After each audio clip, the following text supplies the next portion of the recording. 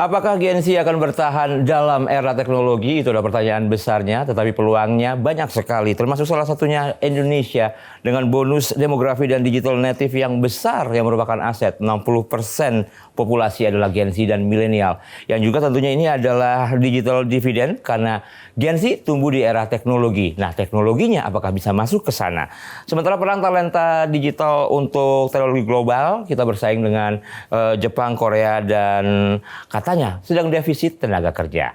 Nah, untuk lebih jelas lagi kita gali lebih dalam. Kali ini kita kembali di Brilliant dengan peluang karir Gen Z di bidang teknologi masa depan. Bersama dengan teman saya, Zenzia Iksa, pemerhati hubungan internasional dan investasi. Mas Zen, apa kabar? Selamat siang Mas, kabar baik. Baik. Gimana? Kalau Gen Z itu identiknya adalah udah melek teknologi. Oke. Benar kan?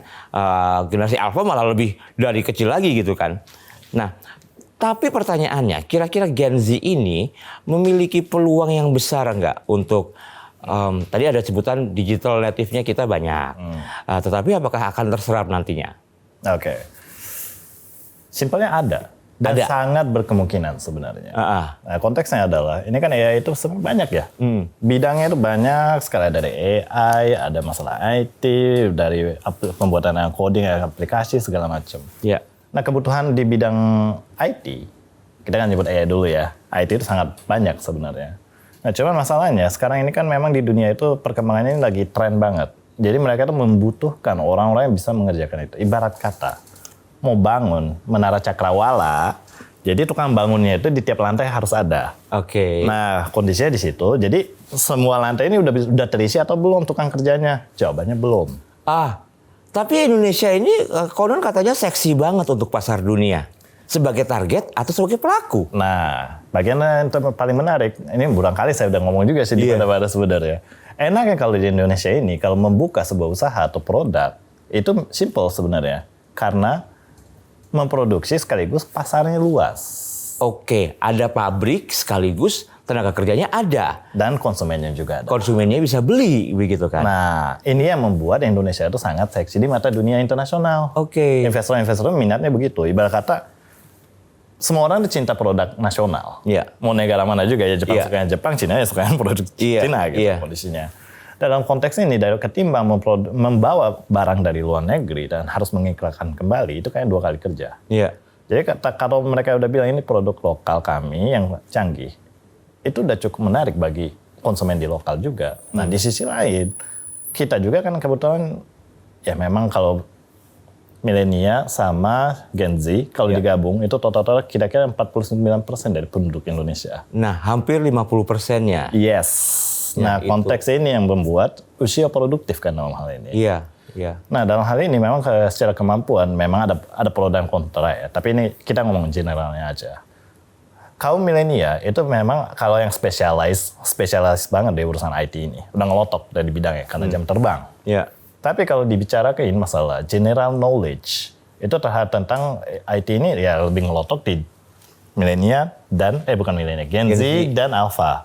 Karena mereka ya dari kecil meletek udah. Nah iya, kita kan masih main pakai Nokia atau dulu BlackBerry gitu. Oke, dan ini kan kalau misalnya sempat di satu edisi The Brilliant kita dapat satu insight dari Mas Zen. Kalau kita saat ini Indonesia bersaingnya sama Vietnam. Betul. Nah, dari sisi pasar kah, dari sisi SDM-nya kah, atau dari sisi apanya nih? Kalau saya pabrik udah murah sih kayaknya. Jadi ini sempat disinggung juga, sesimpel sebenarnya. Kenapa Vietnam menjadi pesaing kita? Itu mereka itu mempermudah investor asing masuk ke dalam negaranya. Oke. Jadi sedangkan kalau orang masuk ke Indonesia, ya itu formulir yang harus diisi banyak. Itu yang bikin kendala. Formulir yang harus diisi atau nominal yang harus diselesaikan sebagai administrasi? Dua-duanya. Ya biasanya kalau formulir itu ada mengikuti nominal-nominal untuk membuatnya legal begitu ya. Betul. Kalau di Indonesia kalau perusahaan asing mau masuk, itu mereka harus nanam modal minimal 2,5 miliar sekarang. Nah, remote work itu orang lagi suka-sukanya kan. Katakanlah kalau kita bicara tidak ahli dalam bidang teknologi, tetapi kalau kita sudah biasa untuk bersentuhan dengan teknologi, kerja secara remote, ya itu bisa. Dimulai dari era COVID, dari mulai Zoom, kemudian ada Google Meet, atau ada apa piranti-piranti yang kerja dari rumah, sekarang juga semakin berkembang ya. Nah, Tetapi remote work itu kan memang positifnya orang tidak harus keluar negeri, nggak harus ngurus segala macam tata bengeknya, tetapi gajinya juga standar Indonesia. Atau gimana? Itu menjadi sebuah perdebatan. Sebenarnya gajinya itu berdasarkan negara yang memesan order itu dari mana. Oke. Kalau negara Amerika, ya Silicon Valley, yang memesan orderan untuk bantuin coding dong, Iya. mereka lemparkan Indonesia, yang dibayarnya pakai USD. Berarti dengan standar Silicon Valley, dengan standar Amerika ya? Standar Amerika ya untuk ibaratkan negara ASEAN itu mereka punya rate tarifnya. Oke. Jadi itu sebenarnya adalah rate ASEAN, tetapi masih standar Amerika ya? Ya. Karena sekarang ini juga ada juga yang menarik kalau saya baca tuh, jadi orang sana, orang luarnya, entah dari negara apa begitu ya, sudah punya masing-masing karyawan dari negara yang dituju. Jadi mereka akan melakukan survei dulu tentang UMR sini dan sebagainya. Jadi ketika pekerjaan itu ditawarkan ke orang Indonesia, jatuhnya adalah keuntungannya tidak harus mengeluarkan biaya transportasi karena bisa dikerjakan di rumah. Betul. Tapi penghasilannya tetap sama dengan penghasilan sini. Bergantung, karena mereka itu bergantung kontrak sebenarnya. Ya. Tapi kecenderungannya adalah nggak mungkin ada sebuah ibarat kata Brazil deh, contoh aja ya, yang ekstrim dulu deh. Ini Brazil, tiba-tiba membayar orang pakai rupiah. Emang mereka punya cadangan rupiah? Iya. Jadi berarti kan ditransferkan berdasarkan kursnya dong? Iya, kursnya. Makanya kembali lagi, mereka itu sebenarnya selalu mematok. Ini kan ada engineering di seluruh dunia. Iya. Di seluruh dunia yang paling murah itu di mana? Dan yang skillnya memadai itu di mana? Balance antara price dan quality. Iya. Ini yang menjadi acuan memang untuk orang-orang yang mencari engineering sebenarnya. Oke. Ini adalah bukan suatu keahlian yang tinggi ya. Kalau kita bicara keahlian yang tinggi, mungkin ahli-ahli IT begitu ya, bicara tentang AI aja ada levelnya lagi ya. Ada. AI di tingkat apa yang dibikin dan sebagainya. Tapi secara natural saja orang zaman sekarang harusnya memang mengerti bagaimana caranya menggunakan teknologi, komunikasi dan sebagainya, itu bahkan tidak berhubungan dengan teknologi ya. Maksudnya pekerjaannya. Ya, sebenarnya ini yang kita harus pahami juga. Kalau AI seperti itu, berarti mereka ada beberapa poin, phase-phase-nya. Ya. Oke, di sini itu pasti AI itu membutuhkan satu, big data. Iya. Big data itu ibarat kata informasi terkait misalnya jawaban atas A itu adalah Z. Iya. Belum tentu Z di sini. Iya. Pertanyaannya A, tapi ini bisa B, C, D, E, F, G. Ini banyak sekali. Ini big data disebutnya. Ini harus ada jawaban yang mirip. Misalnya, iya juga, iya sih. Ini kan banyak loh jenisnya. Database ini harus dirangkum, simplified, menjadi clean. Supaya semua itu yang tercecer ini menjadi sebuah yes only. Oke. Ini nggak butuh teknologi, saudara. Nggak perlu skill khusus. Oke. Tema kita kali ini tuh dengan peluang karir Gen Z di bidang teknologi masa depan. Tapi teknologi adalah kata yang besar lagi.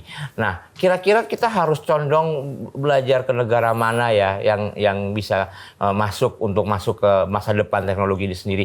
Ada 5 perusahaan yang laku banget di bidang teknologi ya. Nanti kita bahas setelah jeda. Okay. Kita ambil jeda dulu. Habis kita kembali saat lagi tetap di Brilliant bersama dengan Zenzia Ihsan.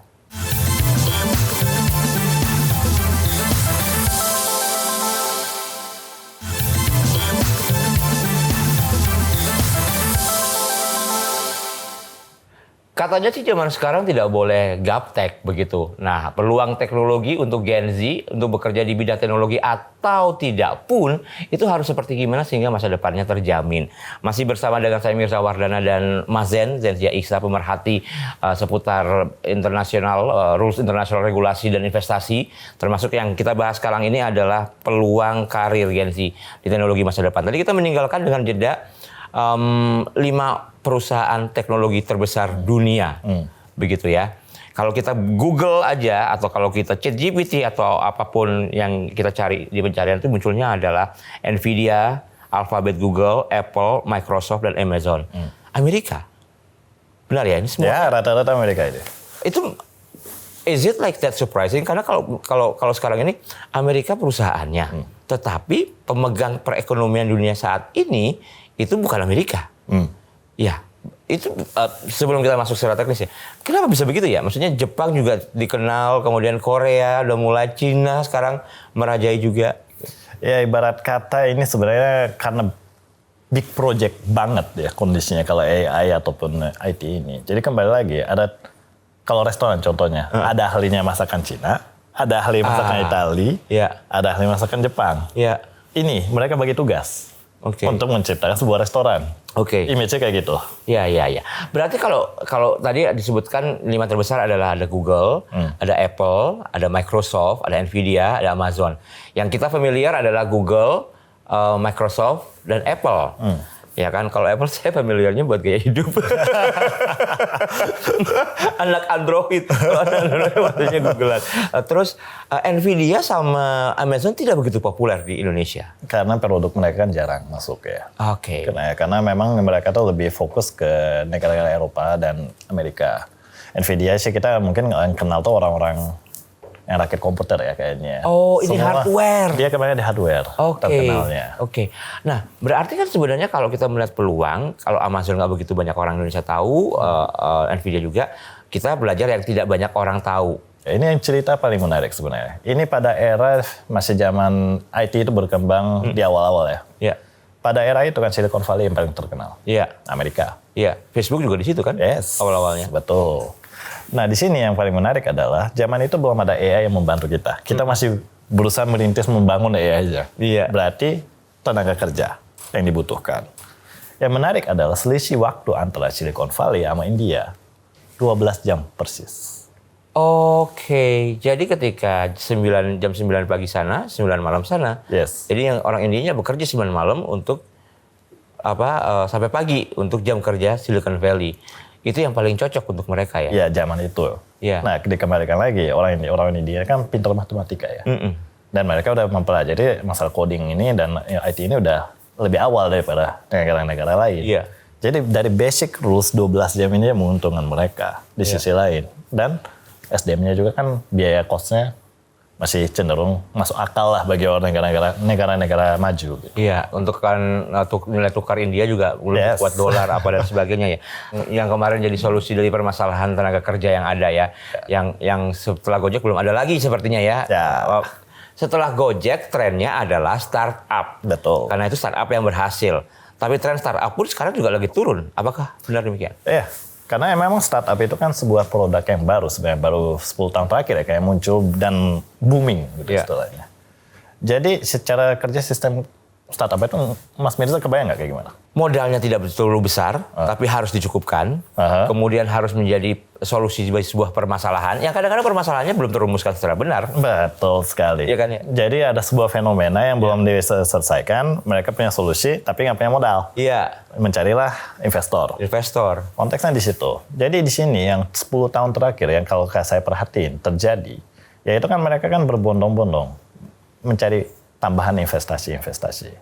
Itu yang terjadi. Fenomena jadi dapat ratusan miliar, perusahaan ini akan berkembang segala macam. Sebenarnya itu adalah kekeliruan bagi menurut saya ya. Yang salah kucuran dana atau strategi menggunakan kucuran dana yang ada? Ya itulah, kalau kebanyakan dikasih uang jajan bingung buat apa kan. Jadi pengeluarannya itu belum bisa dibilang tepat ketika akhirnya duitnya banyak. Ya itulah yang muncul bahasa burnout. Nah, kalau gitu berarti investornya akhirnya berhenti untuk tertarik pada Indonesia karena setelah kucuran-kucuran dana itu masuk ke beragam usaha di Indonesia, jarang yang berhasil. Tepatnya pada era itu ya, zaman masih booming itu adalah di mana orang-orang belum tahu takarannya. Berapa ya, ibaratkan harus bangun sebuah rumah, tapi rumah ini membutuhkan biaya berapa ini, orang-orang investor pun masih bingung. Iya. Jadi masih dalam tahap kayak eksperimen. Jadi mereka daripada kurang ya udah lebihin. Dan semua orang berbondong-bondong masuk.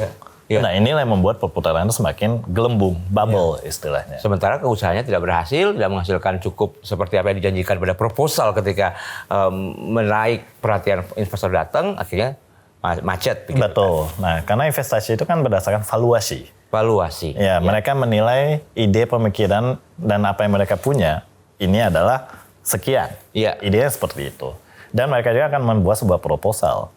Untuk melakukan ini usaha supaya lancar, kami membutuhkan ABC. Nah dalam hal ini, ternyata ABC itu nggak membutuhkan dana sebesar itu. Endingnya adalah apa yang terjadi, mereka meng-hire banyak orang-orang IT, itu yang menggelembung, akhirnya pada tahap sekarang, mereka mulai menyadari, Karena sistem semakin terbentuk dong. Iya. Ketika sistem belum terbangun, butuh tenaga manusia. Ketika sistemnya udah selesai, Manusianya dikurangin. itu yang sekarang terjadi. Akhirnya banyak juga yang mencari lapangan pekerjaan yang susah sekali dapatnya begitu ya. Iya, iya. Oke. Ini it's beyond. Mungkin agak berat kalau kita masuk ke situnya, tetapi sekarang kita realistis saja. Ketika kita bicara tentang teknologi dan kemampuan teknologi, biasanya saya tanya tentang Mas Zen mau nge-rate ini itu di segmen 3 ya. Tapi segmen 2 saya mau nanyain. Orang Indonesia, Gen Z kita itu kira-kira skill untuk bisa teknologi itu di angka berapa? Tunggu dulu. Ini sebenarnya Kita ambil jeda sejenak, kami segera kembali saat lagi untuk dapetin jawaban dari rating orang Indonesia di teknologi.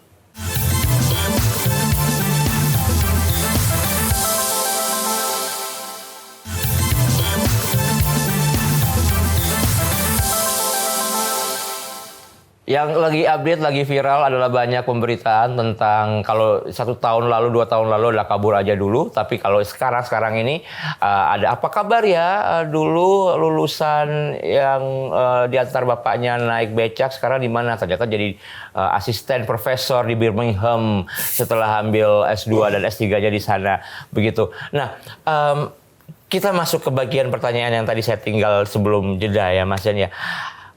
Rate orang Indonesia, Gen Z, yang potensialnya adalah sama milenial ya, 49% generasi aktif ini.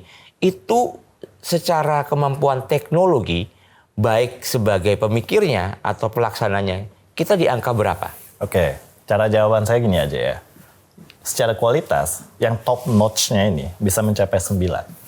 Secara kualitas, Yes. yang pemikiran, yang the brain ini bisa sampai 9. 9 nyampe itu. Oke. Tapi kalau diratain sama kuantiti kita, ya mungkin itu bakal ngedrop. Oke, kalau diambil seluruhnya gitu, Ya paling 7 atau 6 di situ. 7 atau 6. Tetapi kualitas pemikirnya sudah sampai 9. Artinya kita mungkin nggak kalah dengan Mark Zuckerberg mungkin yang memang mengembangkan Facebook. Kita ada orang-orang yang bisa di tahapan itu. Masalahnya orang-orang itu ada di luar negeri apa di sini? Pertanyaan bagus banget ya.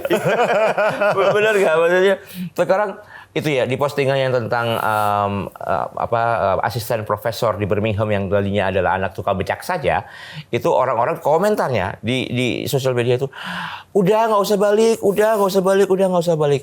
Nah, fenomena ini apakah sebuah ancaman atau opportunity buat kita yang di sini sih sebenarnya? Bagi kita yang ada di sini, sebenarnya itu ya kesempatan sekaligus kerugian juga sebenarnya, Mas. Iya. Karena dengan bagaimanapun, kita kan butuh guru ya di Indonesia ini ya. Iya. Inspire-nya di Indonesia ini tuh masih jarang. Karena kebanyakan orang-orang itu ya lebih betah di luar konteksnya. Iya, harusnya yang seperti itu memang ada kewajiban kembali ya. Tapi kalau beasiswa biasanya kewajiban kembali, cuma habis itu balik lagi ke sana.